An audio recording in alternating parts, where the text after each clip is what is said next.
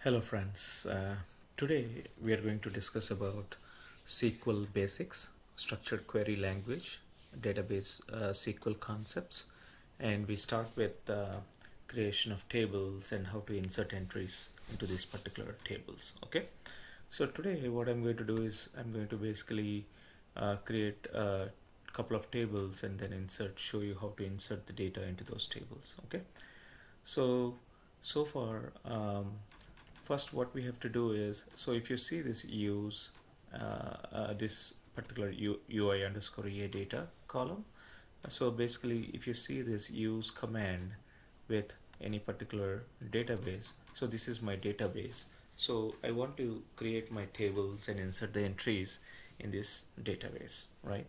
So if you see here, I'm going to create a table called list of applications or list of apps. So right now what I want to do is I will see if this query exists or not, if this table exists or not. So for that I will write simple select query, select star from list of um, apps. So once you run this command, select it, highlight it and run it, it says list of apps table is not there.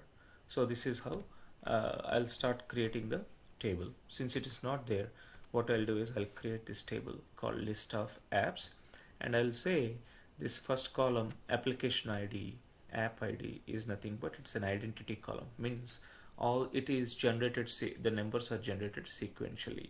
So identity column starts with 1 and with a space of 1, means after 1 it will come 2 and 3 and 4 and so on. So this column is auto generated. That will be my primary key. And then I'm going to create something called as identifier, or I would say as basically an ID which gives some ID to that application, and we are going to say application name here, and then we are going to say app name here, and then we are going to say some give some app acronym. So let's select this create table like this, and then highlight it and create it. So now this table is created.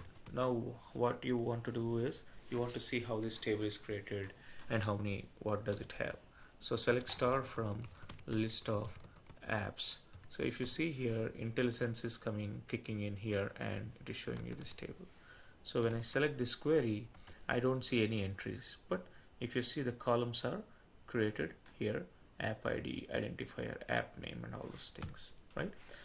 Now, so this is how you create a simple table and assign a primary key with this statement, and this will be my primary key. And if you see here, so if you see in my database, this is my database. If you see here, UI underscore EA data, and what I'm saying here is I created a list of apps table. So I'll just go ahead and refresh it, and then I'll see here list of apps table. And if you see, expand these columns, the column app ID is the primary key. It is given with a key symbol, then identifier, and so identifier I define it as varchar characters, and then all the columns are characters except the first column, which is integer. Okay, that will be my primary key. So what we did is we created list of apps. Now since we created a list of apps table, we want to insert entries basically. So for that, what we do is we'll say insert into this table, and we give the column name. First name is identifier, second column name is app name, and third column name is acronym. So I'm not going to give the first column because since it's automatically generated.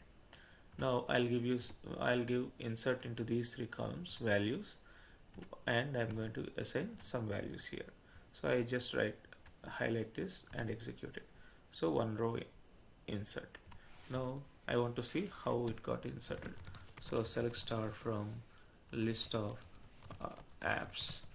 Then in that way you can query the data and see this entry has been made and generated. This ID automatically generated 1. Now I want to enter multiple rows, like say more than one row. So for that I would say insert into this table, specify the column names, which columns you want to get the values inserted, and you say values and then give the values here and say comma, and you can assign a second row as well. So once you select this one, we already inserted one row, and now if you click on this, then you're going to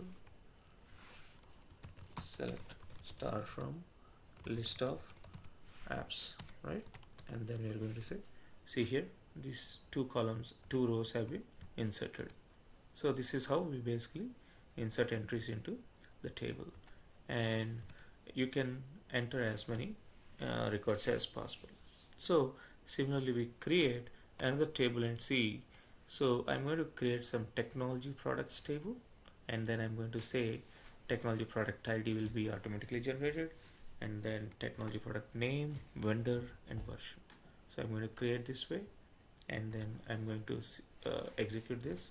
And if you see, the technology products table has been generated, and if you want to see tech prod table, right?